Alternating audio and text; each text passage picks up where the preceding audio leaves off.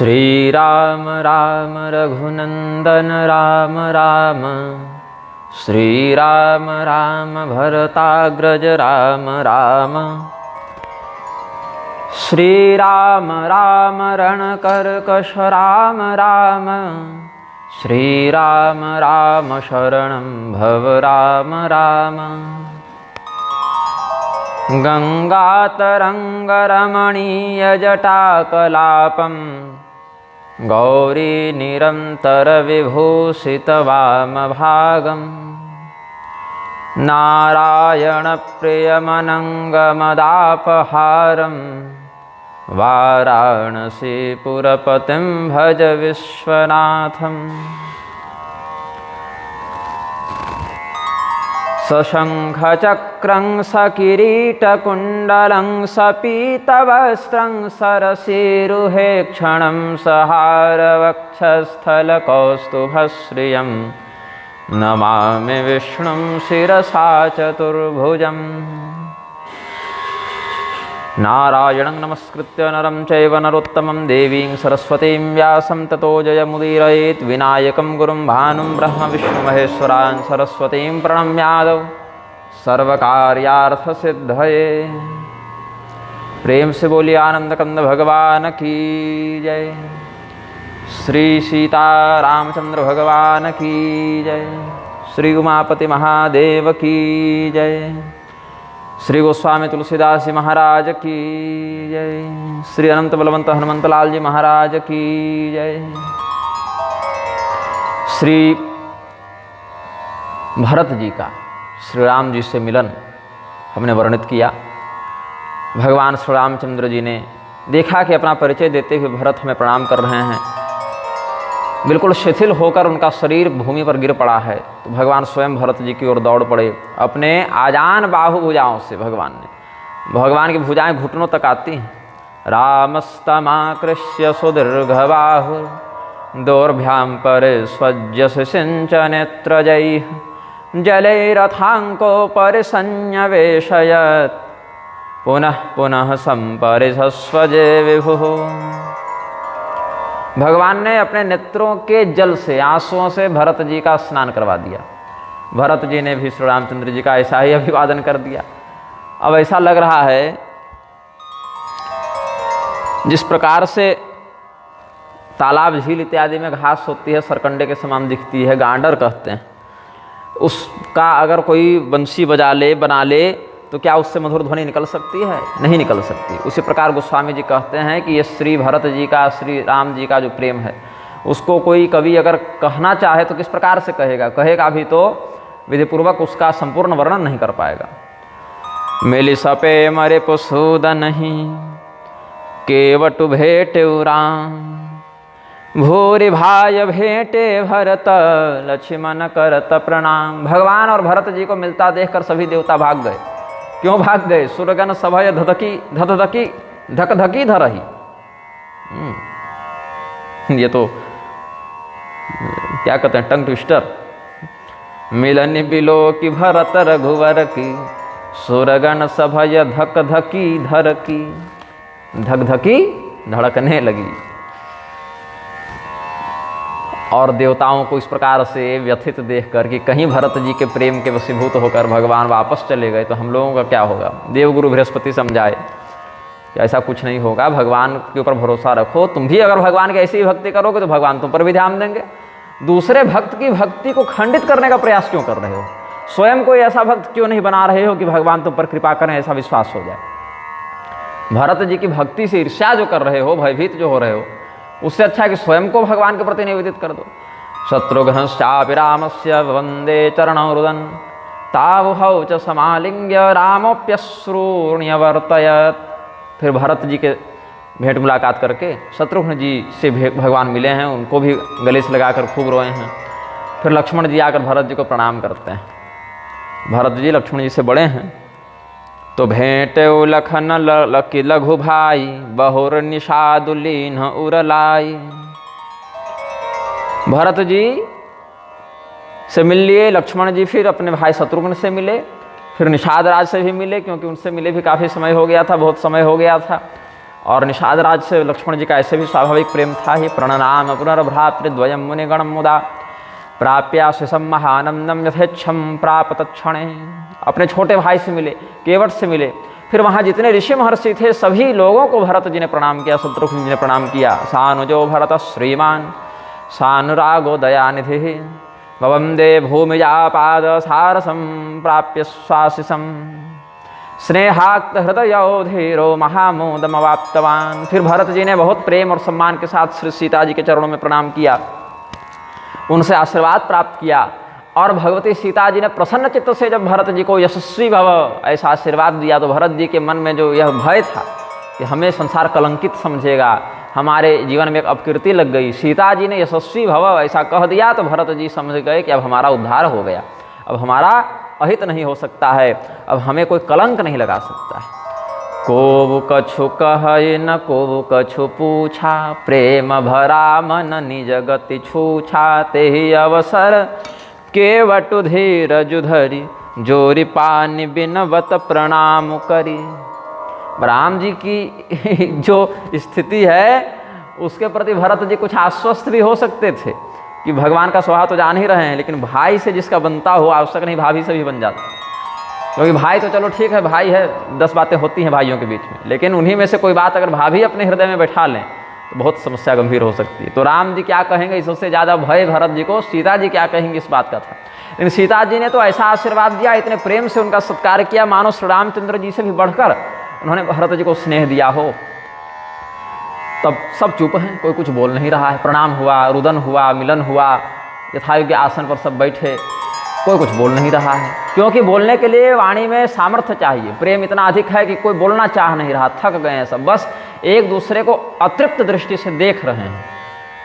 तब निषाद राज ने सोचा कि अब हम ही को बोलना पड़ेगा, तो सूत्रधार बने, प्रणाम किया, कहा प्रभु और भी लोग आए हैं, गुरु जी आए हैं, माताएं आए हैं, सैनिक आए हैं, सेवक सेनापति सब आए हैं।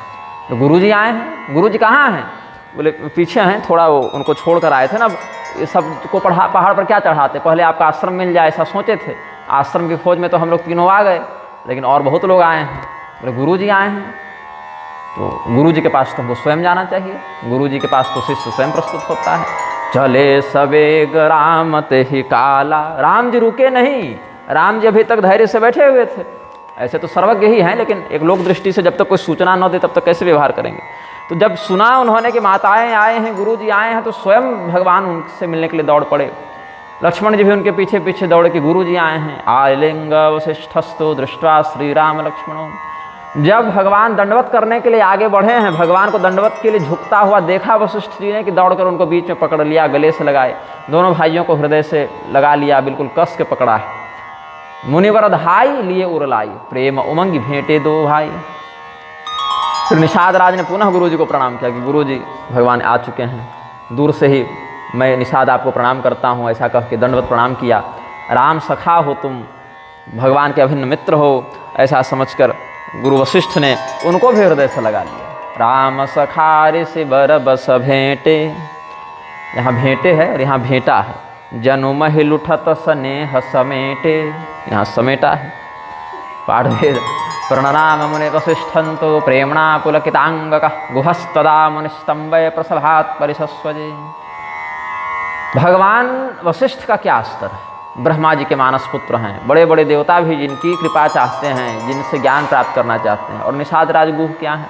लोक दृष्टि से हीन कुल में उत्पन्न हुए, पढ़े लिखे भी वैसे विशेष नहीं, शास्त्रज्ञ भी नहीं है, लेकिन भगवान की भक्ति का यह प्रताप है कि उनका सम्मान वशिष्ठ जी वैसा ही करते हैं जैसा किसी भगवत भक्त का होना चाहिए, जैसा किसी सम्मान्य का होना चाहिए। जनश्च शूद्रोपि महत्वमियात्, भगवान की भक्ति करने वाला शूद्र भी समाज में महत्व को प्राप्त करता है। ये सब दिखता है सबरी जी के चरित्र में, निषाद राज के चरित्र में, विदुर जी के चरित्र में। भगवत भक्ति परायण जो व्यक्ति होता है उसका महिमा गान तो बड़े बड़े महर्षिगण भी करते हैं। और इसमें अच्छी बात क्या है, इस महिमा मंडन के बाद भी उनमें अहंकार का वास नहीं होता। आज किसी को थोड़ा सा आप कह दें बहुत अच्छा है तो कल से माथे पर बैठ जाएगा, लेकिन निषाद राज कभी अपने इस गौरव का अभिमान नहीं किए। सबरी जी ने कभी नहीं अभिमान किया, विदुर जी ने नहीं किया। अगर अभिमान करते तो भक्ति बाधित होती, भक्ति ही खंडित हो जाएगी तो सम्मान किस बात का बचेगा? कुछ भी नहीं बचा। भक्त के हृदय से भक्ति चली जाए तो ऐसा समझना चाहिए जैसे शरीर से आत्मा का प्रयाण हो गया हो। भक्त्यैव वश्यो हरिरादिदेवः सदा प्रमाणं किल चात्र गोप्य योगं न सांख्यं न कृतं कदापि प्रेम्णैव यस्य प्रकृतिं गताः स्युः। गर्ग मुनि का वचन है। भगवान भक्ति के ही माध्यम से वशीभूत होते हैं। वह जो आदिदेव हैं, प्रधान देव हैं, इसमें कैसे विश्वास करें इस बात पर? तो बोले गोपियों को देख लो। प्रमाणम तत्र गोपिका सदा प्रमाणं किल चात्र गोप्य। गोपिकाओं ने क्या कोई बहुत योग मार्ग का आश्रय लिया, बहुत सांख्य विशारदा थी, बहुत मतलब जब तब किया उन्होंने, क्या नहीं, भगवान से निश्चल प्रेम किया, निस्वार्थ प्रेम किया। और यह भगवत प्रेम का ही परिणाम था कि भगवत रूप हो गई। जैसे नदी समुद्र में जाकर भिन्न हो जाती है, वैसे गोपियाँ भगवत रूप हो गईं। सभी लोगों को भगवान ने अपने विरह में बड़ा व्याकुल देखा। भगवान भी सोच रहे हैं कि लोग क्या कहेंगे कि तमसा तीर पर हम लोगों को असहाय छोड़ के कैसे रातों रात भाग गए थे। तो भगवान सोच रहे हैं पता नहीं किसको क्या उत्तर देना पड़ेगा। लेकिन जिसका जैसा अभिलाष था, भगवान ने सबके साथ अच्छा व्यवहार किया, भगवान ने सबका सत्कार किया है। फिर अपनी माताओं के पास गए। अच्छा, भगवान कैसे मिले सबसे? तो कहते हैं जैसे धरती पर करोड़ों घड़ा रख दीजिए, उनमें जल भर दीजिए, तो एक ही साथ सूर्य के 1 करोड़ प्रतिबिंब बन जाते हैं, लेकिन सूर्य फिर भी एक ही रहता है। वैसे भगवान एक ही साथ समस्त अवधवासियों से, जो भी वहाँ उपस्थित थे, सबसे मिले। लेकिन सबको लगा कि भगवान केवल हमसे ही मिले, सीधे आए फिर हमसे मिले। लेकिन भगवान जैसे सूर्य का प्रतिबिंब करोड़ों घड़ाओं में पड़कर करोड़ों प्रकार से परिलक्षित होता है, लेकिन सूर्य फिर भी एक ही रहता है, वैसे भगवान एक ही क्षण में सबसे एक साथ ही मिल गए। और इसमें कोई बहुत बड़ी बात भी नहीं, क्योंकि भगवान का बनाया जड़ तत्व जब ऐसा चमत्कार दिखा सकता है, तो जो स्वयं परमात्मा है उनके लिए ऐसा करना कौन सी बड़ी बात है। आरतान सर्वान विलोक्यायम श्री राम करुणानिधे सानुज क्षणमात्रेण मिलित्वा रुचिपूर्वकम दूरी चकार दुखानि दारुणानि महामुने। जितने भी लोग थे, उनका जो भी आज तक कष्ट था, विरह था, भगवान ने अपना दिव्य दर्शन देकर सब समाप्त कर दिया। यह बड़ी बात राम की नाही, जिमि घट कोटि कर बिछाही।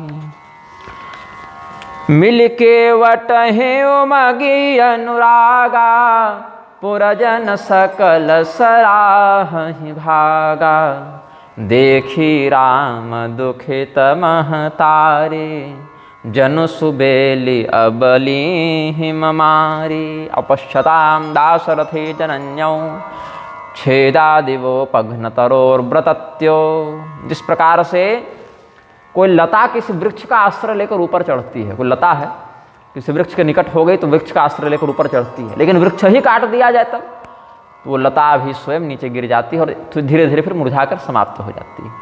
राजा दशरथ रूपी वृक्ष का आश्रय लेकर माता रूपी लता विकसित हुई थी। राजा दशरथ यहाँ वृक्ष के समान हैं और माताएं उनके आश्रय से पुष्पित पल्लवित होने वाली लताएं हैं। और जब वृक्ष ही कट जाए, दशरथ जी ही चले गए, तो उनके न रहने पर माताओं की भी बड़ी दुखियारी अवस्था हो गई।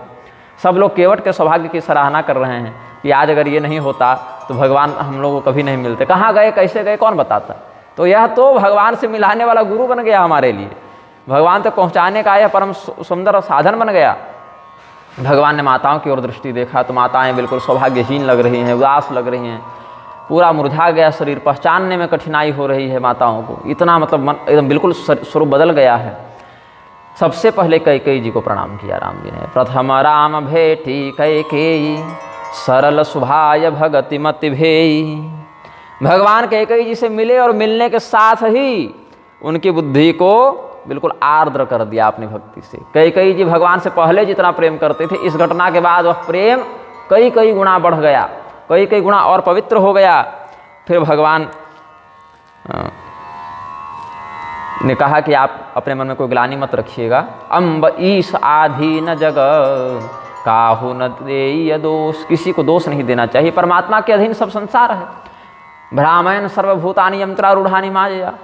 भगवान जिसको जैसा जैसा नचाते हैं वैसा वो नाचता है। इसमें कई बार कुछ अच्छे नाम वाले हो जाते हैं, कुछ बदनाम वाले हो जाते हैं, तो आपको कोई चिंता और ग्लानि की बात नहीं है। तासाम राम समुत्थाय जग्राह चरणाम्बुजम, मा प्रेणाम मनुजव्याघ्र सर्वासाम सत्य संग्रह।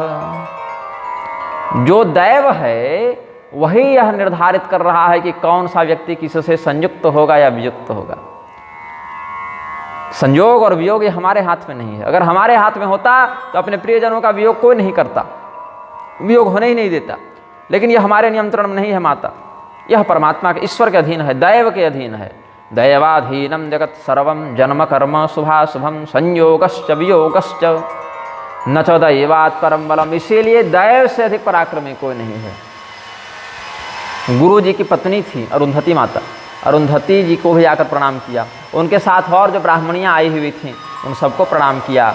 जिस प्रकार से गंगा देवी हैं, जिस प्रकार से भगवती पार्वती हैं, उसी प्रकार से भगवान ने इन सबका गंगावत पार्वतीवत सम्मान किया है। ववंदे गुरुपत्नीश्च विप्रपत्नी युतामुदम आशीषम प्राप्य मनुज व्याघ्रोगात् कृतास्तथा। गंगा गौरी सम सब सनमानी देहि आशीष मुदित मृदुबानी। गहि पद लगे सुमित्रा अंका जनु भेटी संपत्ति अतिरंका। पुनि जननी चरणन दो घाता परे प्रेम व्याकुल सब गाता।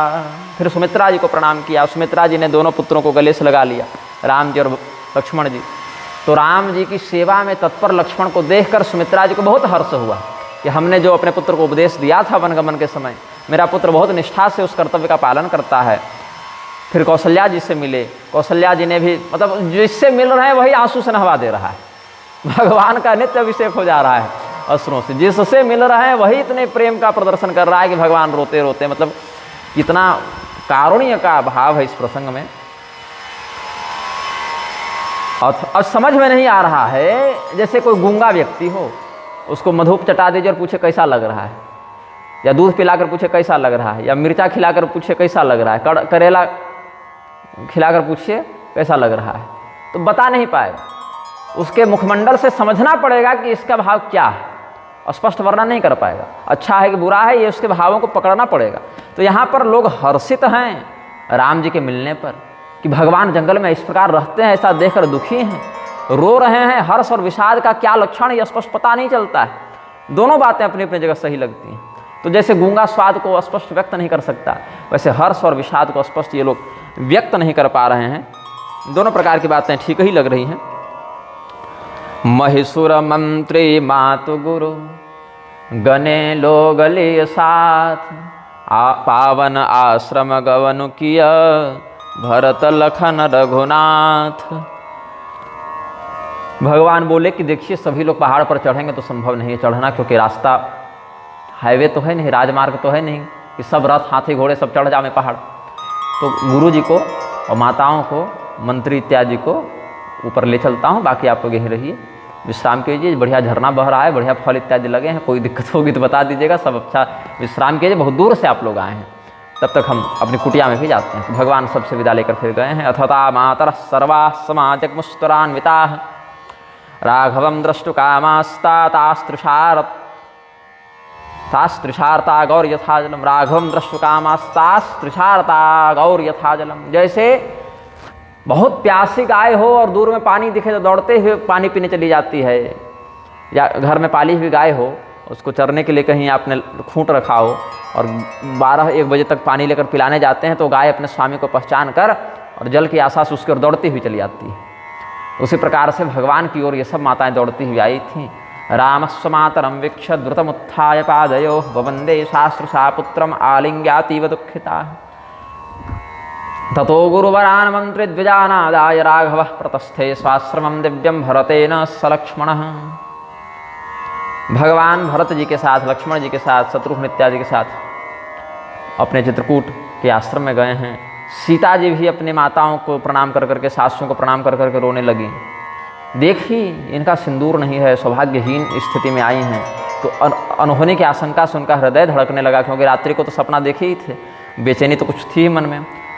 और क्या हो गया, कैसे हो गया, समझ तो आ ही गया सबको कि राम जी के वियोग में दशरथ जी नहीं रहे। लेकिन अब एक बार पूछना भी बनता है। लागे लागे पग सब निशिय भेटत यति अनुराग।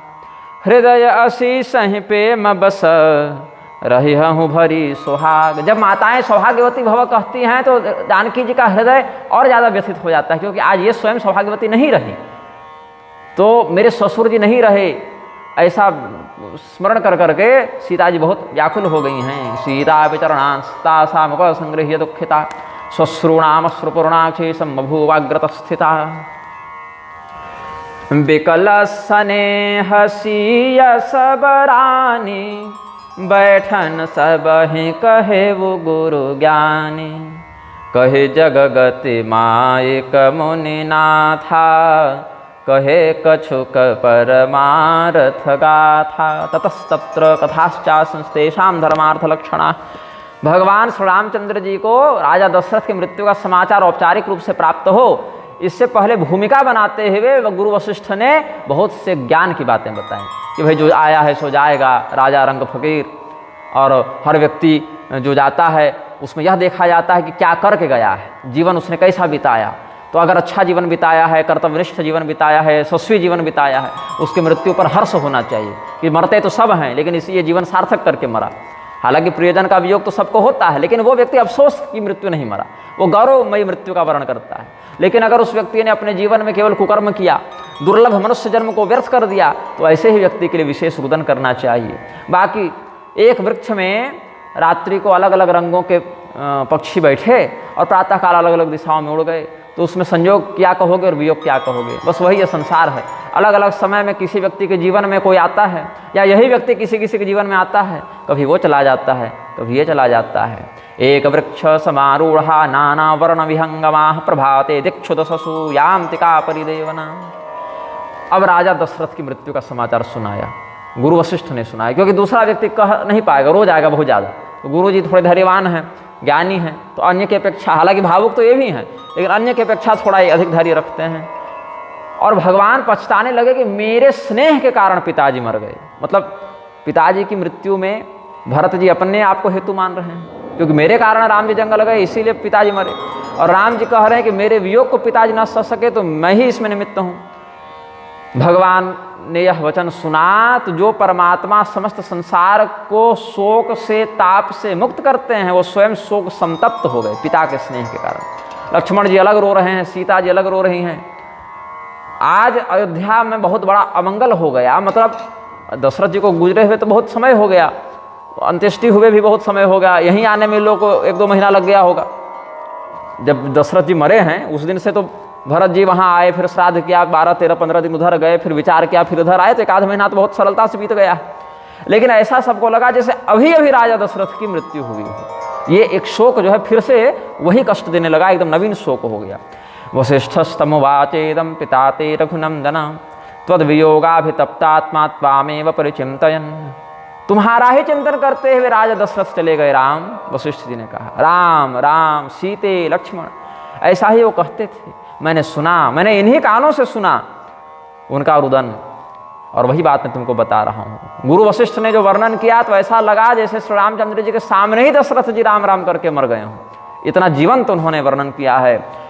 हे पिताजी, आज हम अनाथ हो गए, हे पिताजी अब हमारी रक्षा कौन करेगा, कौन हमें स्नेह से गले लगाएगा, कौन किसी संकट में हमें राजनीति, धर्म नीति इत्यादि का मार्गदर्शन करेगा। आज तो हम सर्वथा असहाय हो गए। ऐसा कहते हुए राम जी भूमि पर गिर पड़े, उनके पीछे लक्ष्मण जी गिर पड़े, उनके पीछे सभी माताएं गिर पड़ी। कौन हमें इतना प्रेम करेगा, कौन हमें इतना उत्तम मार्गदर्शन देगा, किसके भरोसे हम किसी कार्य को उठाएंगे। भगवान कहते हैं कि राजा दशरथ, देखिए भगवान के लिए ही नहीं, कोई सामान्य सा व्यक्ति भी है, कोई बहुत ही दरिद्र व्यक्ति भी है, और उसके पिता जीवित हों, भले बूढ़े हों या लकवाग्रस्त हों या बिल्कुल असहाय हो गए हों, लेकिन जीवित रहना ही पिता का एक बहुत बड़ा धन होता है जीवन में। और पिता से रहित व्यक्ति चाहे करोड़पति भी क्यों न हो, लेकिन वो अभाव फिर कभी भरता नहीं है। माता का, पिता का अभाव कभी भरता नहीं। पति पत्नी के लिए वैसा ही सोचना चाहिए। तो कुछ संबंध ऐसे होते हैं, पति और पत्नी अगर वास्तव में उस कर्तव्य का पालन करते हो तो दोनों में से एक का भी वियोग हो जाए तो व्यक्ति बिल्कुल अपने आप को अपंग मान लेता है। माता पिता का वियोग हो जावे तो जीवन में भले और असंपन्नता हो, लेकिन बिल्कुल अनाथ जैसा बहुत बार ऐसा अनुभव होता है। तो राम रामेति सीतेति लक्ष्मणेति ममारः। राजा दशरथ कैसे गुजरे, कैसे उनकी मृत्यु हुई। राम राम राम, हे सीते, हे लक्ष्मण, हे राम, ऐसा कहते हुए। हा हतोस्मेति पतितो रुदन राम स लक्ष्मणः। कैसे भगवान रुदन कर रहे हैं। गुरु जी ने जो बातें कही वो कानों में भाले के समान चुभ रही हैं। कोई गर्म करके भाला और कान में डाल दिया हो, श्रुत्वा तत्कर्णशूलाभं गुरोर्वचनमञ्जसा हा हतोऽस्मीति पतितोरुदन् रामस्य लक्ष्मणः ततोऽनुरुरुदुः सर्वा मातरश्च तथा परे हा तात मां परित्यज्य क्व गतोऽसि घृणाकर। अच्छा, संस्कृत में घृण शब्द जो है वो दया के अर्थ में भी आता है। निर्घृण, निर्घृण शब्द जो है वो निर्दयी क्यों कहा जाता है, निर्घृण। तो घृणा करो, तो घृणा करने वाला वो घृणा नहीं है, यहाँ घीन वाली घृणा नहीं है, घृणा कर कहते हैं दया करने वाले को। तो संस्कृत के बहुत सारे श्लोक शब्द जो हैं उसका प्रसंगगत अर्थ लगाना पड़ता है। अनाथोस्मि महाबाहो माम को वालालयेदितः सीता च लक्ष्मणश्चैव विलेपतुरतो भृशम। वशिष्ठ जी ने सबको समझाया, एक एक करके सबको समझा रहे हैं। माताओं को गुरुपति अरुंधति जी समझा रही हैं, सीता जी को संभाल रही हैं। भगवान पहले सबको धैर्य बंधाते थे, भगवान का मुख देखकर सबको धैर्य होता था। आज भगवान ही अधीर हुए हैं तो भगवान के सामने भला कौन दूसरा धैर्य धारण करे। वशिष्ठ जी किसी प्रकार से सबको समझाए। फिर बोले राम जी की अब तो सूतक इत्यादि पार हो गया, तब समाचार मिला है। तो जिस समय समाचार मिला उसी समय सूतक लग गया, ऐसा समझकर एक सांकेतिक हम भी सूतक का मोचन करेंगे, स्नान इत्यादि करेंगे, आज उपवास करेंगे, मुंडन इत्यादि का कुछ विचार करेंगे। तो उसमें क्या है कि दूर देश में अगर कोई संबंधी हो और बहुत दीर्घकाल व्यतीत हो गया हो तो उपवास और स्नान इससे सूतक निवृत्ति हो जाती है। दीर्घकाल का सूतक अगर हो तो मुंडन आदि भी अनिवार्य उतने नहीं होते हैं। इसमें बहुत कुछ विकल्प है कि जिस स्थान पर जो व्यक्ति है उस स्थान पर वो समाचार कब पहुंचा, वो समाचार जब पहुंचा तब वो व्यक्ति किसी व्रत में था, किसी अनुष्ठान में था, क्या था। तो राम जी मुनिव्रती हैं, मुनिव्रती होने के कारण भी ये सामान्य सूतक आदि के जो नियम हैं उनके अपेक्षा कुछ विशेष नियमों का पालन कर रहे हैं। तो उस दिन स्नान किया मंदाकिनी के जल में और राजा दशरथ को तर्पण इत्यादि से संतुष्ट किया, जलांजलि दी और इंगुदी फल से पिंडदान किया, क्योंकि देवता और पितर को व्यक्ति वही अर्पित करता है जिसके लिए सामने भक्ष्य आदि उपलब्ध हो। तो यही कारण है कि बहुत से ऐसे प्रयोग हैं जहाँ केवल फल से ही करने का विधान है, श्राद्ध या देव कार्य। बहुत ऐसे भी प्रयोग हैं जहाँ बहुत से लोग जो हैं सो अपने स्रोत सूत्र आदि के विधान से, पौराणिक या आगमक मत से आमिष इत्यादि का भी व्यवहार करते हैं। हालांकि उसमें भी विहित प्रतिषिद्ध है ये सब, आमिष इत्यादि का व्यवहार श्राद्ध में विहित प्रसिद्ध है। पलपैतृकम निषिद्ध कहा है कलिवर्ज प्रकरण में कि कलियुग में आमिष पूर्वक श्राद्ध इत्यादि हव्य कव्य आदि का व्यवहार न करे। तो वो सब भी बहुत अपवाद है, अपने कुल धर्म का, वर्ण धर्म का और श्रुति उसमें, स्मृति इसमें और पुराण उसमें क्या कहते हैं, सब समझ के व्यवहार करना चाहिए। तो भगवान ने यहाँ फल के माध्यम से पिताजी का श्राद्ध किया है और कहा कि आजकल पिताजी हम लोग यही खा रहे हैं और यही दे सकते हैं। और शास्त्र कहते हैं कि व्यक्ति जो खाता है वही उसके पितर को भी देता है, इसीलिए आज हम इंगुदी फल खा रहे हैं तो आपको यही दे रहे हैं। ऐसा कहते हुए रोते हुए फिर स्नान करके भगवान वापस आए। ततः परिद्युर्विमले स्नात्वा मंदाकिनी जले राज्ञे दुर्जलम तत्र सर्वे ते जलकांक्षिणे पिंडान् निर्वापयामास रामो लक्ष्मण संयुतः इंगुदे फलपिण्याक रचितान् मधुपे संप्लुतान् वयं यदन्नाः पितरस्तदन्नाः स्मृतिनोदिताः इति दुःखाश्रुपूर्णाक्षः पुनः स्नात्वा गृहं ययौ सर्वे रुदित्वा सुचिरं स्नात्वा जग्मुस्तथाश्रमम्। फिर वैदिक विधान के अनुसार जैसा पिता का उस समय कर्तव्य विहित था, पितृकर्म विहित था, बाकी तो भरत जी कर ही चुके थे अपने अनुसार, लेकिन भगवान के लिए यहाँ भी जो प्रासंगिक था, अनिवार्य था, वो सारा कार्य भगवान ने किया। भगवान का नाम स्मरण मात्र समस्त पापों का संहार कर देता है, लेकिन फिर भी भगवान लोक मर्यादा का निर्वहन करते हुए इस प्रकार का व्यवहार कर रहे हैं। यद्यपि भगवान इन कर्तव्यों को करने के लिए बाध्य नहीं है, किंतु मम वर्तमान वर्तन्ते मनुष्या पार्थ सर्वस्व। भगवान क्या कहते हैं, यदि मैं कर्म न करूं, अकर्मणीय हो जाऊं, तो संसार भी मेरा अनुसरण करता हुआ अकर्मणीय हो जाएगा। इसलिए क्या करना चाहिए, मर्त शिक्षण करने के लिए भगवान ये सब कार्य करते हैं। यथाम्नायं पितुः कर्म कृत्वा श्री रघुनंदन शुद्धो भूत स्मरणाद्यस्य पातकन्नस्य तीक्षणात्। जिनका स्मरण करने से व्यक्ति शुद्ध होता है, वो भगवान स्वयं कह रहे हैं कि आज हम सूतक से शुद्ध हुए। शुद्ध शुभयौ साधु सम्मत अस तीर्थ आवाहन सुर सरिजस। आपको गंगा जी में स्नान करे और वहाँ समस्त तीर्थों का आवाहन करे गंगा जल की शुद्धता करने के लिए, तो विधान है इसलिए करता है व्यक्ति। लेकिन गंगा जी अलग से क्या शुद्ध होंगे, वो तो पहले से शुद्ध हैं। वैसे भगवान सूतक से क्या शुद्ध होंगे, वो तो शुद्ध करने वाले हैं। पवित्राणाम पवित्रम यो मंगलानाम च मंगलम। तो भगवान फिर भी लोक मर्यादा का अनुसरण करते हुए शुद्धि का उपक्रम करते हैं। कर्म शुद्धे समाप्तेस्तु व्यतीते वा शरद्वये अभ्यधाय गुरुस्तेन कंदमूलफलाशन अति दुःखाध्यमापन्ना इमे परिजनादयः तस्मादितो निवर्तस्व साकेतं मुनिपुंगव यूयमत्र स्थिताः सर्वे राजा चापि दिवंगतः। भगवान इस प्रकार से अपने पिता के निधन का शोक मनाए। कितना दिन? 3 दिन। 3 दिन का माने है भगवान। पहले दिन तो समाचार मिला तो उस दिन तो उपवास रह गए, स्नान तर्पण आदि किया, और शुद्ध होने के 2 दिन के बाद तक भी वो शोक मनाए हैं। तो भगवान 3 दिन तक कोई कार्य नहीं की इस प्रकार से।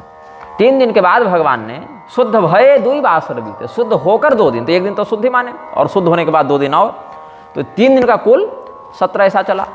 और फिर 3 दिनों के बाद भगवान श्री रामचंद्र जी ने गुरु वशिष्ठ से कहा कि गुरु जी, मैं देखता हूँ कि यहाँ जितने लोग आए हैं कोई भोजन ठीक से कर नहीं रहे हैं, कोई जल पीकर रह जा रहा है, कोई फल इत्यादि खाकर रह जा रहा है, सबों का शरीर बिल्कुल भूख प्यास से पीड़ित है, थके हुए हैं सब लोग, और आप भी यहाँ हैं, सभी माताएं यहाँ हैं, भरत जी हैं, शत्रुघ्न हैं, और सभी लोग इस प्रकार के जंगल में रहने का अभ्यस्त नहीं है, तो कैसे रहेंगे?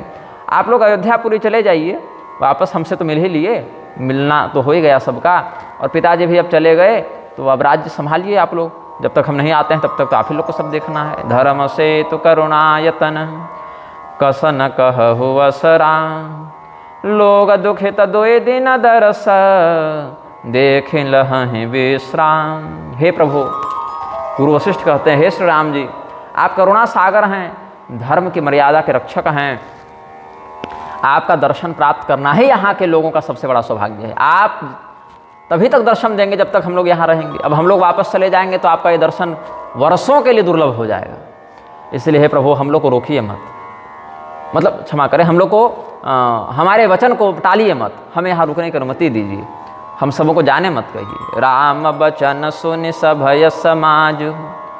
भगवान जब कहे कि चले जाओ वापस, तो सब लोग ऐसे कांप उठे जैसे बीच समुद्र में अचानक से सुनामी आने पर नौका कांप उठती है, डूबने की आशंका से जैसे नौका डगमगाती है, वैसे ही भगवान के वचन सुनकर सब डोल पड़े। एक आर्णवे महाघोरे नौरिवत क्षेत्र मिच्छते सुनि गुरु गिरा सुमंगल मूला भयउ मनहु मारुत अनुकूला पावन पयति हूँ काल नहाहि जो बिलो की अघ ओघन साहि मंगल मूरति लोचन भरि भरि निरखहि हरस दंडवत करि करि राम शैल बन देख न जाहि जहाँ सुख सकल सकल दुख नाही।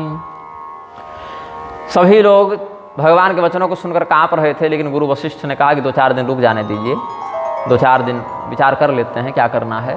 अभी तो शुद्ध हुए हैं सब लोग, शोक से थोड़ा सा निवृत्त हुए हैं, तो अब जिस उद्देश्य से यहाँ आगमन हुआ है उस पर चिंतन करना है। तो गुरु वशिष्ठ जिस प्रकार सुनामी आवे फिर वो चली जावे और ठंडी ठंडी हवा, अपने अनुकूल हवा, जिधर नाव को जाना है उसी और धकेलती ही हवा अगर बहने लगे, पाल के अनुकूल हवा चले तो फिर नाव स्थिर हो जाती है। वैसे सभी लोगों का हृदय स्थिर हुआ। वो सब लोग मंदाकिनी में तीनों समय नहाते हैं, अपने पापों का नाश करते हैं। ऐसे भगवत भक्ति के कारण तो निष्पाप ही हैं सब, लेकिन फिर भी तीर्थ का महात्म्य बताते हुए कहते हैं कि और भी कुछ पाप इत्यादि की संभावना हो गई हो तो वह भी मंदाकिनी का दर्शन से नष्ट हो जाता है। फिर ये लोग तो त्रिकाल स्नान करके भगवान का दर्शन कर रहे हैं, भगवान को प्रणाम कर रहे हैं, भगवान की सेवा कर रहे हैं। चित्रकूट में और भी ऋषि महर्षियों का सत्संग हो रहा है।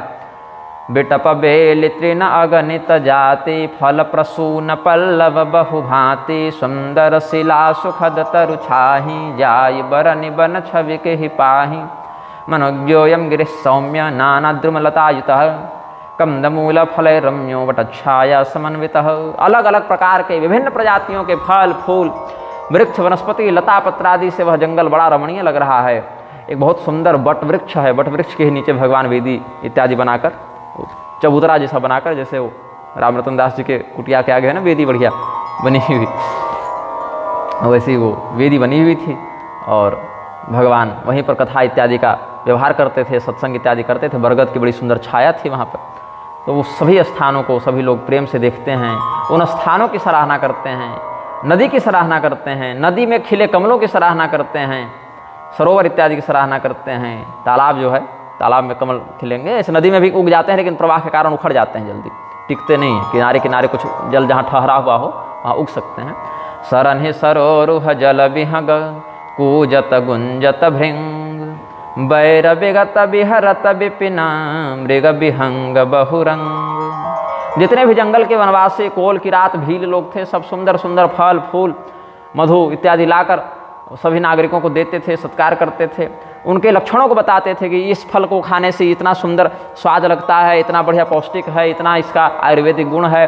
जंगल के फलों की प्रशंसा करके सबको खिलाते थे कि शहर में कहाँ ये सब मिलेगा, तो ये सब यहाँ पर आनंद लीजिए। और अगर किसी को कुछ और चाहिए तो बता दीजिएगा, किसी को अगर घर भी ले जाना होगा बीज इत्यादि तो हम लोग दे देंगे। और अगर कोई दूसरा फल खाने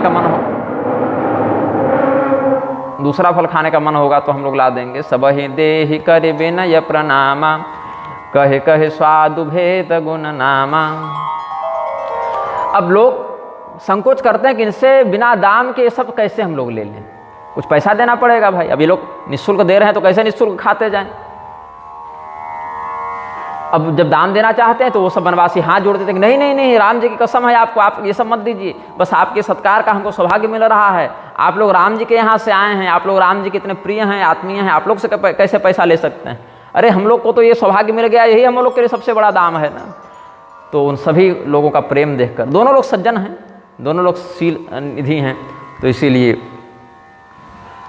ये प्रेम बढ़ता जाता है। हमारे लिए तो आपका दर्शन बड़ा दुर्लभ है, जैसे रेगिस्तान वालों के लिए गंगा जी की धारा दुर्लभ है, लेकिन हमारे राजा की हम पर कृपा है। निषाद राज हमारे राजा हैं, वो भगवान के भक्त हैं, तो उनके बहाने हम लोग को भी भगवान का दर्शन हो रहा है। जैसे भगवान ने निषाद पर कृपा की है, भगवान आपके राजा हैं, निषाद राज हमारे राजा हैं, तो आपके राजा ने हमारे राजा पर कृपा की, तो आप उनकी प्रजा हैं, हम इनकी प्रजा हैं, तो आप प्रजा पर कृपा कीजिए। महद्विचलनम नृणाम गृहीणाम दीनचेतसाम निःस्रसेयाय भगवान कल्पते नान्यथा क्वचित।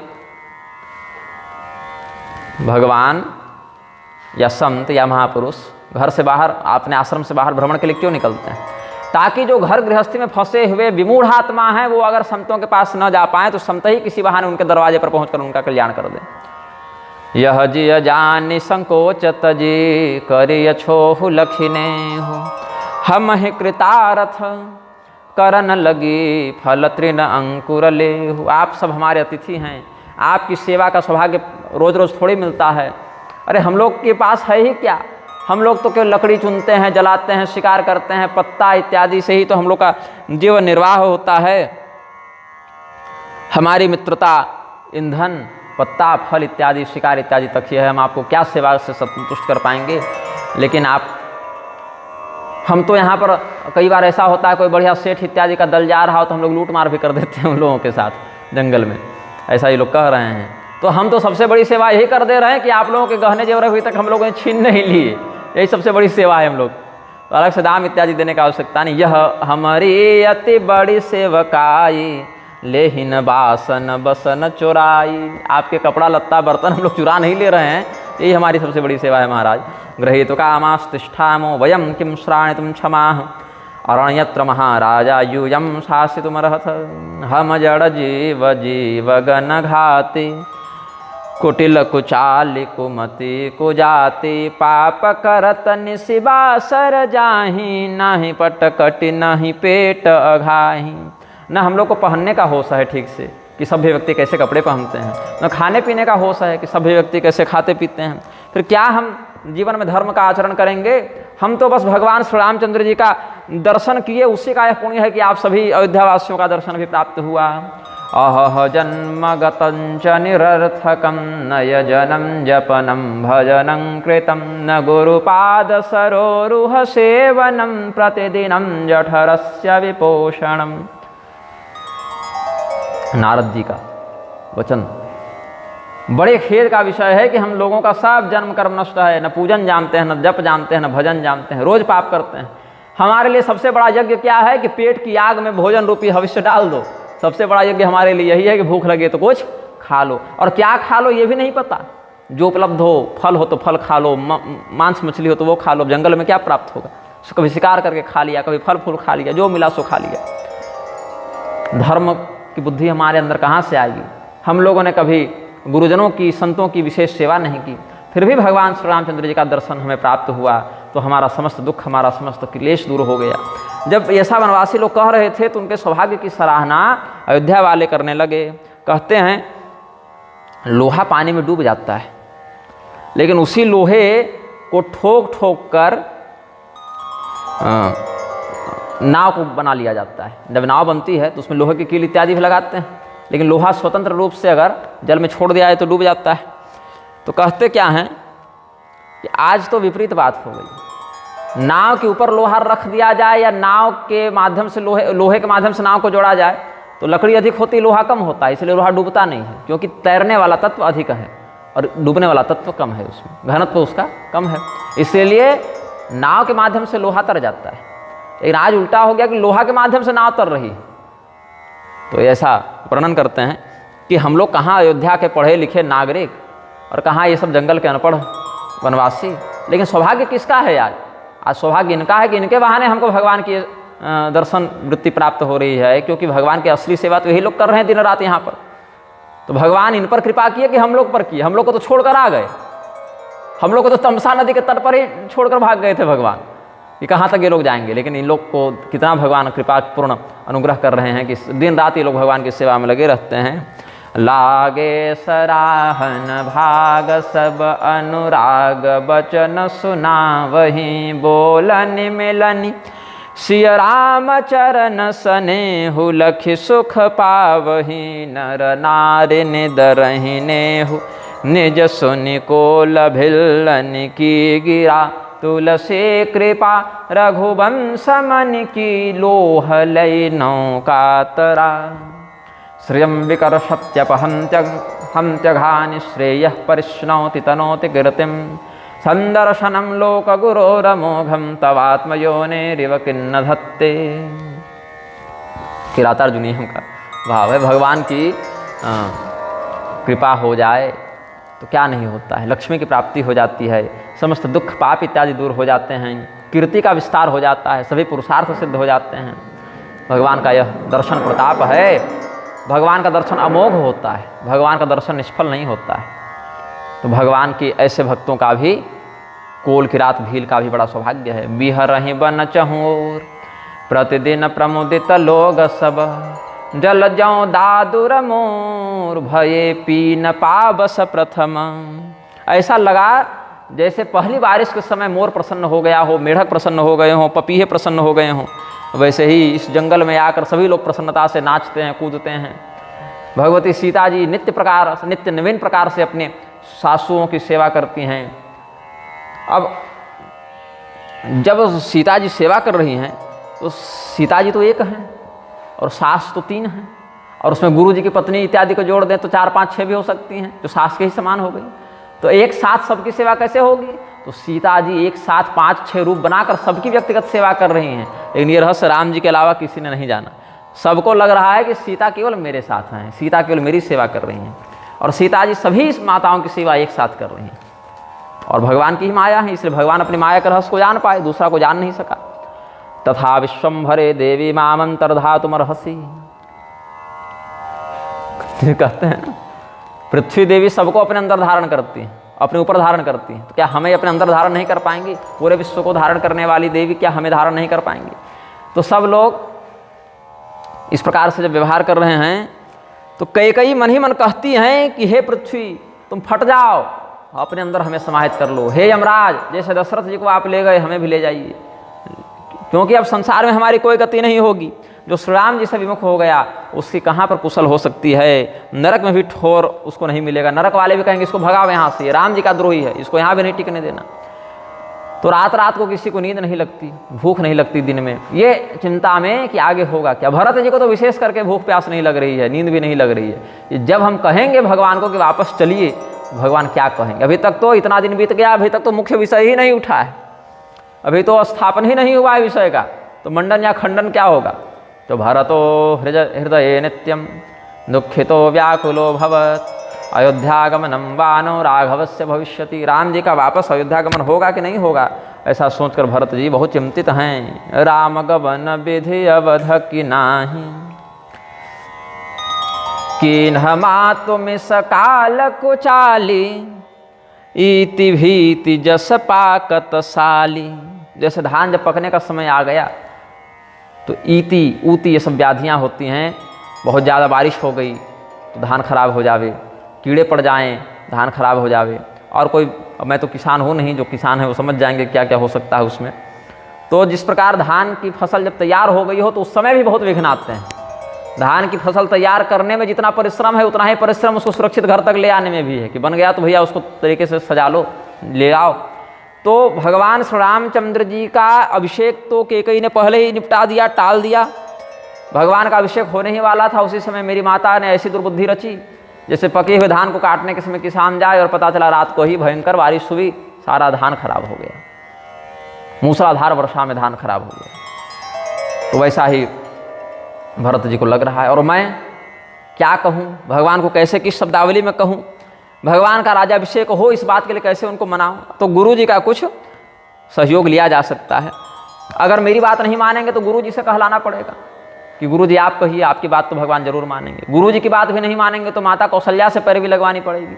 लेकिन जहाँ जहाँ से जो जो बात बनेगी, मुझे यह निश्चित करना है कि भगवान वापस लौट ही जाएँ। तो प्रात नहाय प्रभहु सिर नाई, रात भर तो सोए नहीं, यही सोच सोच कर। न तस्य निश्चयो यज्ञे तस्मिन् कृत्ये कथम च न व्यतिक्रांता निशा विप्राकृच्छ्रेण महता ततः प्रभाते विमले कृत प्रोवाह निक्रियः प्रणम्य सरसा रामं ततः प्राह सुदुःखितः। प्रातः काल स्नान ध्यान गायत्री इत्यादि करके भरत जी श्री रामचंद्र जी के पास उपस्थित हुए। प्रात नहाय प्रभहु सिर नाई, बैठत पठये ऋषय बुलाई। भरत जी को वशिष्ठ जी ने बुलाया। वशिष्ठ जी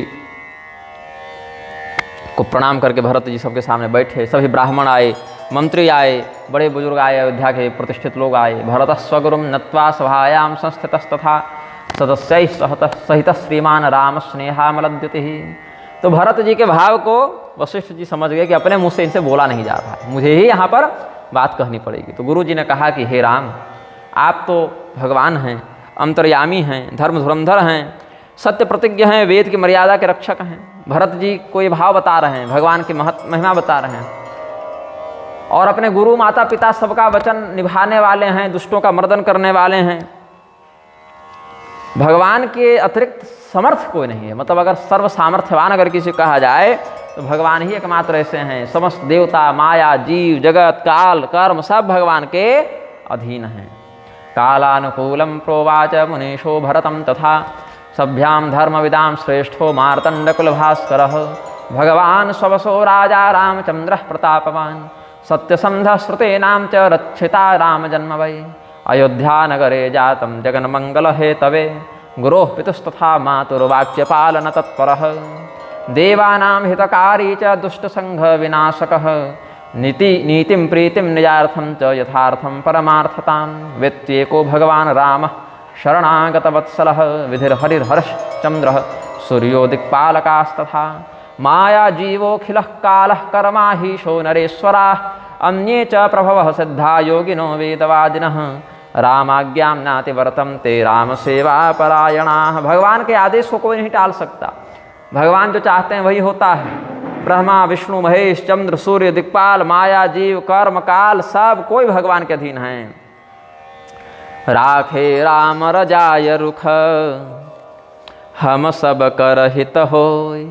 समुझि सयाने करहो अब सब मिल सम्मत सोई। इसीलिए यहाँ पर जिद मत करना कि ऐसा ही कीजिए। भगवान को जो उचित लगेगा, जो प्रासंगिक लगेगा, जो हितकारी लगेगा, वो भगवान ऐसे ही करेंगे। भगवान के साथ हठ का व्यवहार उचित नहीं है।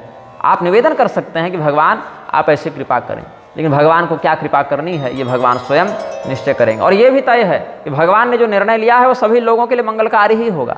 अभी हो सकता है कि सुनने में समझने में वो बात बुरी लगे कि भगवान कैसे हम लोग को ठुकरा दे रहे हैं, वापस नहीं जा रहे हैं, लेकिन भगवान ने अगर हमारी बात को मना भी कर दिया तो इसमें हमारा हित ही है, ऐसा ही सोचना चाहिए। तो ये तो सत्य बात है कि भगवान का राज्याभिषेक हो जाए, हर प्रकार का मंगल हो, आनंद हो। हम भी इसी उद्देश्य से आए हैं कि भगवान इस बात को स्वीकार कर लें। तो राम राज्याभिषेकश्च सर्वेषां मंगलप्रदः कथम भवेद् वचो लोका उत्तरम प्रवदं तुम्हें। तो ऐसा कैसे होगा, इस पर चिंतन करो। कैसे भगवान को अयोध्या ले जाया जाए, भगवान कैसे हमारी बात को अंगीकार करेंगे। तो वशिष्ठ जी ने लौकिक रीति से, पारमार्थिक रीति से और स्वार्थ रीति से, मतलब इससे भगवान वापस लौटेंगे तो वशिष्ठ जी को भी आनंद है, ये स्वार्थ हो गया। पूरी अयोध्या का भी मंगल है, ये लौकिक बात हो गई। और अगर कदाचित न भी लौटे भगवान, तो देवताओं का बहुत बड़ा कार्य आगे होने वाला है। भगवान के अवतार का जो प्रधान उद्देश्य है रावण का संहार, जिस रावण को मारने के लिए देवताओं ने भगवान से प्रार्थना की थी, वो भी कार्य अटका हुआ है, तो परमार्थ की बात हो गई। तो हर प्रकार से विचार करके गुरु वशिष्ठ ने सारे पक्षों को सामने रख दिया, ऐसी ऐसी बात है। अब इसमें करना क्या है, ये सभी लोग आपस में निर्णय करके परामर्श करें। मुनिराज वच श्रुत्वा तम प्रणम्य कृतांजलि प्रोवाच भरत स्वामिन् तदाशीर्वचनम क्षमम। हे गुरुदेव, आपके आशीर्वाद से सब हो जाएगा। जिस प्रकार से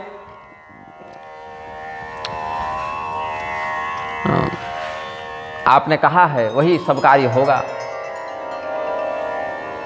दैव भी कदाचित विपरीत हो जाए तो पुरुषार्थी व्यक्ति अपने हित का मार्ग तैयार कर ही लेता है। ये सब उद्गार भरत जी ने व्यक्त किया है। बूझिय मोहि उपाय अब सो सब मोर अभाग, सुनि स्नेहमय बचन गुरु उर उपजा अनुराग। विधातुम सकलम कर्म ममा भाग्यम हि पृच्छसि, यत्त्वं प्रेममयं वाक्यं श्रुत्वा प्रेमाकुलो गुरुः। गुरु जी से भरत जी ने कहा कि आप हमसे परामर्श कर रहे हैं गुरुदेव। ऐसी विकट स्थिति में जब कुछ काम न आवे, मस्तिष्क और विवेक शून्य हो जाए व्यक्ति, तब अपने गुरु की शरण में जाता है। और आप गुरुदेव हमसे पूछते हैं क्या करना चाहिए, तो ये तो हमारा दुर्भाग्य हो गया कि आप मुझसे पूछ रहे हैं। देखिए बात तो ऐसी है कि गुरु जी आप मार्गदर्शन दीजिए कि हमें क्या करना है। गुरु जी बोले देखो मेरे मन में तो एक ही बात है, और भगवान श्री रामचंद्र से जो विमुख हो जाए वो तो सपने में भी कोई कल्याण प्राप्त कर लेगा, ऐसा सोचना ही गलत है, ऐसी कल्पना ही मूर्खता है। लेकिन जहाँ सब कुछ नष्ट होने की स्थिति आ गई हो, वहाँ बुद्धिमान व्यक्ति आधा बचा लेता है। सर्वनाशे समुत्पन्ने अर्धं त्यजति पंडितः अर्धे न कुरुते कार्यम सर्वनाशो हि दुस्तरः, ऐसा नीतिकार कहते हैं। तो अर्धत जहि बुध सर्वस जाता, जहाँ सब कुछ जाने की स्थिति हो गई हो, सर्वस्व हानि की स्थिति हो गई हो, वहाँ पर बुद्धिमान व्यक्ति प्रयत्न करके आधे को बचाने का प्रयास करते हैं। तो इसमें आधे आधे का मार्ग तो यही है कि 2 बेटे जंगल में रहें और 2 बेटे राज्य में रहें, यही निश्चित है। तो तुम और शत्रुघ्न चले जाओ जंगल में, और राम जी और लक्ष्मण जी और सीता जी वापस आ जावे। तो ये ऐसा जब कहा गुरु जी ने, तो दोनों भाइयों को, भरत जी और शत्रुघ्न जी को, बड़ा हर्ष हुआ, अपार आनंद की प्राप्ति हुई। मन प्रसन्न तन तेज बिराजा जनु जिय राव राम भय राजा, बहुत लाभ लोगन लघु हानि सम दुख सुख सब रो वही रानी। गुरु जी ने जब ऐसी बात कही तो लोगों को हर्ष अधिक हुआ और शोक कम हुआ। पूरा हर्ष तो फिर भी नहीं हुआ, क्योंकि भरत जी और शत्रुघ्न जी तो जंगल में ही रह गए, तो नागरिकों को दुख तो हुआ। लेकिन राम जी कम से कम वापस आ जा रहे हैं, लक्ष्मण जी सीता जी वापस आ जा रहे हैं, उनके साथ किसी प्रकार की अनीति नहीं होगी, ऐसा सोचकर हर्ष अधिक हुआ, शोक कम हुआ। लेकिन माताएं तो रो रही हैं, उनके लिए जितना हर्ष का विषय है उतना ही शोक का विषय, क्योंकि माता के लिए तो दोनों पुत्र ही हैं, चाहे राम जी जंगल में रहें चाहे भरत जी जंगल में रहें, माताओं को कष्ट तो दोनों में ही है ना। गच्छतां भ्रातरोद्भवतु प्रियानुजयुतो वनम रामो गच्छतु साकेतं श्रुत्वा हृष्टो बहुवतु। लेकिन जो रानियां थी, माताएं थीं, राम रहे जंगल में, राम लक्ष्मण रहे चाहे भरत शत्रुघ्न रहे, माताओं का कष्ट तो समान ही रहेगा ना। तो सम दुख सुख सबरो वही रानी सम दुख सुखाराज्ञ परिदिव्यम तिनेतरे। रानियां बहुत कष्ट से रुदन कर रही हैं, उनके लिए सुख और दुख दोनों समान ही लग रहा है। कहीं भरत मुनि कहा सो कीन है, फल जग जीवन अभिमत दीन है, कानन करहु जन्म भरि बासु एहिते अधिक न मोर सुपासु। भरत जी ने कहा कि गुरु वशिष्ठ ने तो बहुत अच्छी बात कही, इसीलिए तो कहा जाता है कि व्यक्ति कभी फंसे, कोई संकट आवे तो अपने गुरु जी से परामर्श करना चाहिए। देखो गुरु जी से बात की तो कितना बढ़िया ज्ञान मिला। और 14 वर्ष क्या, हम तो कहते हैं कि हम तो जीवन भर जंगल में रह जाए तो भी हमको कोई आपत्ति नहीं है। अंतर्गतम प्राणभृताम हि वेद सर्वम भवान भावमतोभिधास्ये। भगवान सभी प्राणियों के हृदय में रहते हैं, इसलिए भगवान के पास कुछ भी निवेदन करने की आवश्यकता नहीं रहती। और जो निवेदन किया जाता है वो चाहे जिस भी शैली में किया जाए, भगवान उसके वास्तविक तत्व को समझ जाते हैं, निरूपित कर लेते हैं। तदधीनम तो तत्सर्वम कुरु सत्यम निजम वचः। भगवान के ही अधीन सब कुछ है और भगवान ही ये सबको सत्य कर सकते हैं, ऐसा कहा। भरत जी ने अपने मन में चिंतन करके अंतरजामी रामस्यो तुम सर्वज्ञ सुजान ज्यों फुर कहु तनाथ निज कीजिए बचन प्रमाण। हे गुरुदेव, जिस प्रकार से भगवान श्री रामचंद्र जी अंतर्यामी हैं, हृदय की सब बात जानते हैं, जैसे भगवती सीता जी हृदय की सारी बातों को जानती हैं, वैसे गुरुदेव आप भी व्यक्ति के हृदय में क्या भाव है इसको अच्छे से जानते हैं। तो आपने जो परामर्श हमें दिया है, किसी प्रकार से ऐसी कृपा कीजिए कि ये जो विचार है, वो विचार योजना जो है वो यथार्थ में परिवर्तित हो जाए, मतलब जो सोचा है संकल्प सत्य हो जाए। अब गुरु वशिष्ठ ने जब भरत जी का ऐसा स्नेह सुना, ऐसी उदारता देखी, ऐसा स्नेह देखा, ऐसी उदारता देखी, ऐसा उद्गार सुना, तो वशिष्ठ जी कुछ बोल ही नहीं पाए। उनका शरीर स्तब्ध रह गया, उनका चित्त स्तब्ध रह गया, स्तंभित रह गया, कुछ बोल नहीं पा रहे हैं। ऐसा लगा जैसे भरत जी की जो महिमा है वो बहुत बड़ा एकदम जलाशय है, सागर है मान लीजिए। भरत जी प्रेम के सागर हैं और उसके किनारे गाय के समान खड़े हैं, स्त्री के समान खड़े हैं वशिष्ठ जी। नाव नहीं है, कैसे पार जाएंगे? तैर कर भी नहीं जा सकते, डूब सकते हैं। समुद्र कैसे तैरेगा? कितना दूर तैरेगा व्यक्ति? कोई 1-8 किलोमीटर भी रहे, 2 किलोमीटर तो हिम्मत कर ले बहुत कुशल तैराक, चलो 2 किलोमीटर है बहुत कुशल तैराक को निकल जाएगा, लेकिन समुद्र कहाँ से तैर कर पार करेगा? वो जिस प्रकार से कोई गौ या कोई सामान्य स्त्री इत्यादि या पुरुष भी बिना किसी साधन के समुद्र पार नहीं कर सकते, वैसे वशिष्ठ जी भी साधनहीन के समान भरत जी की महिमा रूपी समुद्र के किनारे खड़े हैं, कुछ बोल नहीं पा रहे हैं। और भरत जी की बड़ाई भी करें तो क्या करें?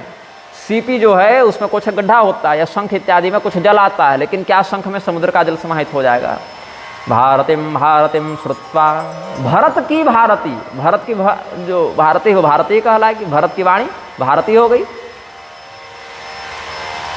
और भारती कहते हैं शब्द को भी वाणी को भी, तो भारतीम मतलब भरत के मुख से निकली, भारतीम मतलब वाणी को, श्रुत्वा सुनकर, भारतीम भारतीम श्रुत्वा स्नेहम दृष्ट्वा च भारतम, भरत का स्नेह अण प्रत्यय लग गया तो भारत बन गया।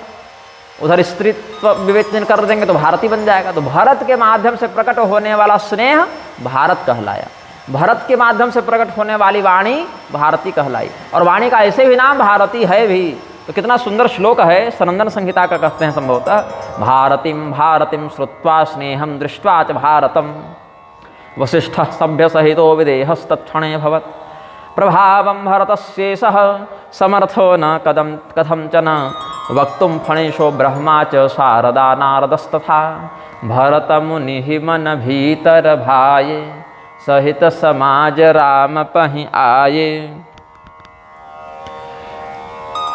प्रभु प्रणाम करुद कर दीन सुवासन बैठे सब सुनि मुनि अनुशासन बोले मुनि बरु बचन विचारी देश काल अवसर मनु अनुहारी सुनहु राम सर्वज्ञ सुजाना धर्म नीति गुण ज्ञान निधान सबके उर अंतर बसहु जानहु भाव कुभाव पुरजन जननी भरत हित होई सो कहिया उपाव। हे प्रभु, आप सबके हृदय की बात जानते हैं, ऐसा कोई भी विषय नहीं जो आपसे छिपा हुआ हो, कोई ऐसा विषय नहीं जो आप न जानते हो प्रभु। इसीलिए हम सब आपके पास उपस्थित हुए हैं। ये सब ऋषिगण यही बात कहने आए हैं, भरत जी यही बात कहने आए हैं। सत्समाजो मुनि श्रेष्ठो रामचंद्र मुपागतः प्रभु प्रणम्य सर्वेभ्यो दत्तवान शुभमासनम। भगवान कहे कि बाद में बात बताइएगा, पहले बैठ तो जाइए। प्रणाम किया भगवान ने अपने गुरु जी को, ऋषियों को, सबको आसन दिया। बोले अब बैठकर बताइए क्या बात है। कालानुकूलम प्रोवाच वचनम मुनिपुंगव।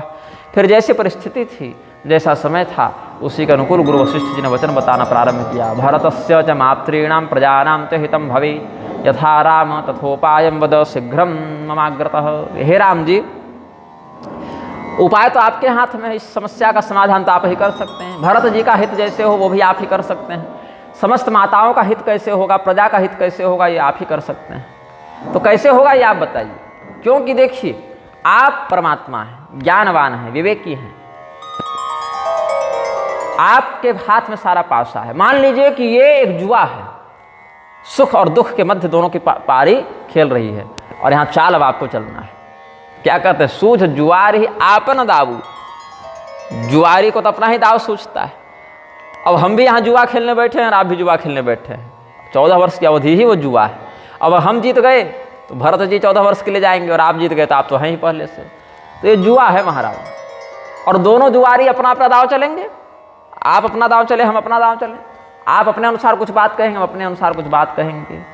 तो न पश्यति च जन्मांधः कामांधो नैव पश्यति मदोन्मत्ता न पश्यन्ति अर्थी दोषम न पश्यति। 3 प्रकार के लोग कुछ नहीं देख सकते।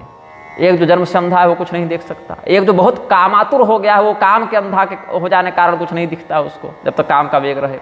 और जो अहंकार से, धन इत्यादि का अहंकार से मत वाला हो गया, वो भी कुछ नहीं देखता है। और आर्त व्यक्ति भी जब तक कष्ट में रहता है कुछ नहीं देख पाता। आर्त कह ही विचार न काऊ। आर्त व्यक्ति जो बोलता है, बड़बड़ाता है, अपने कष्ट का वर्णन करता है, उसमें विचार नहीं करता कि क्या कह रहे हैं। तो ऐसा कुछ कीजिए सबका हित हो जाए। आपके हाथ में सब है, सब आपके नियंत्रण में है। आप जैसा कहेंगे वैसा होगा। यत्नम कुरु महाप्राज्य यथा स्वस्त्यावयोर्भवेत्। हम सबों का आज इस प्रकार से कल्याण हो, वही काम कीजिए, नाथ तुम्हारे ही हाथ हो पाऊ। प्रथम जो आयसु मोकह होई। और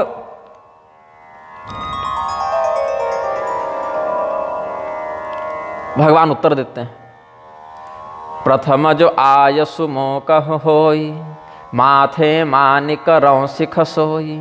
पुनि जेहि कह जस कह बगुसाई सो सब भांति घटी ही सेवकाई। जब भगवान को कहा वशिष्ठ जी ने कि सब उपाय आपके हाथ में, तो भगवान बोले मेरे हाथ में क्या उपाय है, मेरे हाथ में कोई उपाय नहीं है। नाथ तुम्हारे हाथ उपाऊ, गुरुदेव आपके हाथ में सारा उपाय है। आप ना बताइएगा हमको क्या करना है, कि चेला ही गुरु जी को बताएगा क्या करना है। तो गुरु जी के मार्गदर्शन में शिष्य को चलना चाहिए, नहीं चलता, उल्टा चलाता है। हाँ, आज तो वही हो रहा है। लेकिन गुरुदेव, ये त्रेता युग की बात है महात्मा जी। तो अब गुरु जी के अनुसार शिष्य को चलना चाहिए। तो रामो मुनिवच श्रुत्वा प्रोवाच मुनि पुंगवम यथा नाथ तवास्यात् कर्तुमिच्छाम्यहं तथा। आप आदेश कीजिए मुझे क्या करना है। ये सब बातें मत घुमाइए कि कौन जुआ खेल रहा है और किसके हाथ में नियंत्रण है, कौन घटना कैसे घटेगी। आप बताइए करना क्या है। आप जो आदेश देंगे उस पर हम सिरोधारी होकर काम करेंगे। गुरु जी ने कहा कि राम जी आप जो कह रहे हैं वो तो बहुत अच्छी बात है, लेकिन यहाँ बात दूसरी है। कल सीधे सीधे आदेश देने वाला विषय नहीं रहा कि हम बोल दिए तो आप कर दिए। अब वो विषय नहीं है, क्योंकि मैं अपने स्वस्थ चित्त से कुछ बात कहने में असमर्थ हो गया हूँ। मैं भी गुरु नहीं हूँ, मैं भी आपका भक्त ही हूँ, और आप मेरे शिष्य नहीं हैं, आप भगवान हैं। मेरी बुद्धि मेरी नहीं रही, मेरी बुद्धि तो भरत की प्रेम के प्रभाव में कब की आ चुकी है। भरत जी आपसे जो प्रेम करते हैं, जो हम इतने दिनों से देख रहे हैं ना, भरत के मन में आपके प्रति जो भक्ति है, मेरी बुद्धि उसी भक्ति की वशीभूता हो गई है। अब हमारे पास स्वातंत्र नहीं रहा कुछ सोचने का, बोलने का। तो इसीलिए हम तो भरत जी जो चाहते हैं वही कहेंगे। तो इसलिए आप सोच समझ के कहिएगा कि आदेश को मानना है कि नहीं मानना है। और शिव जी की कसम है, मुझे शिव जी की साक्षी मानकर मैं कहता हूँ कि मेरी समझ में भरत के रुचि को ध्यान में रख के ही कोई निर्णय लेना चाहिए, क्योंकि बहुत संवेदनशील विषय है ये। भरत जी का हृदय बहुत व्यथित है अभी, और कुछ ऐसा सुन लिए उल्टा पुल्टा, तो भरत जी भी यहीं पर प्रयाण कर सकते हैं, वो भी प्राण त्याग सकते हैं। भरत विनय सादर सुनिय करिय विचारु बहोर करब साधु मत लोक मत नृप नय निगम निचोर। हे राम जी, अब जो मैंने भूमिका बना ली है, आप समझ लीजिए कि भरत अब अपनी बात जो कहेंगे उसमें बहुत सूक्ष्मता से, बहुत गंभीरता से, बहुत संवेदनशीलता से विचार करके कोई निर्णय लेना है। तो भरत पहले भी बोल सकते थे, लेकिन आप उनके कथन की गंभीरता को प्राथमिकता दें। ऐसे तो भगवान सर्वज्ञ हैं, पहले ही कह दिया, लेकिन इस निर्णय को लेने से पूर्व भरत जी जिस उद्देश्य से इतनी दूर से आए हैं, उनके हृदय में जो शोक है, जो मोह है, आपके प्रति जो प्रेम है, आपके प्रति जो मोह है, और अपने कारण इतना बड़ा अनर्थ हुआ इसका जो शोक है, वो दोनों बातों को ध्यान में रख के कोई निर्णय लेना है, ऐसा गुरु जी ने कहा। फिर राजनीति जो कहती है, धर्म नीति जो कहती है, वो तो आप सब जान ही रहे हैं। आपका निर्णय गलत तो होगा नहीं, लेकिन कोई भी निर्णय लेने से पहले बहुत बार भरत जी के जगह पर खड़ा रख के भरत जी के अनुरूप विचार कर लीजिएगा प्रभु, तब कुछ आप निर्णय लीजिएगा, ऐसा गुरु वशिष्ठ जी ने कहा। प्रेम से बोलिए आनंद कंद भगवान की जय।